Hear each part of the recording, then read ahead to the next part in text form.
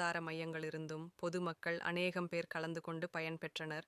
இம்மருத்துவ முகாமிற்கான அனைத்து ஏற்பாடுகளையும் கிருஷ்ணா மருத்துவமனையின் நிர்வாக இயக்குநர்கள் doctor Raju, doctor Pradeep, doctor Prasanna மற்றும் மருத்துவமனையின் நிர்வாகத்தினரும் இணைந்து, மேலும் சௌமி குழந்தைகள் இருதய மையம் இயக்குனர் டாக்டர் பாலகணேஷுக்கு சிறப்பு பாராட்டுக்கள் சேர வேண்டும். அவரது தீவிர ஈடுபாடு முகாம் சீராக நடைபெறுவதையும் குழந்தைகளுக்கான சிறந்த வசதிகளையும் உறுதி செய்தது. மேலும் டாக்டர் ஆர். கிருஷ்ணகுமார் தலைமையில் அமீர்தா மருத்துவக் குழுவினர், டாக்டர் பிரிஜேஷ், டாக்டர் பாலாஜி ஸ்ரீமுருகன் ஆகியோரின் அர்ப்பணிப்பு பாராட்டத்தக்கது.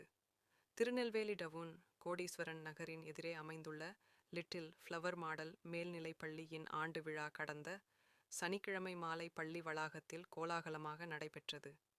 பள்ளி நிறுவன தலைவர் மரிய சூசை விழாவிற்கு தலைமையேற்று தலைமை உரையாற்றினார்.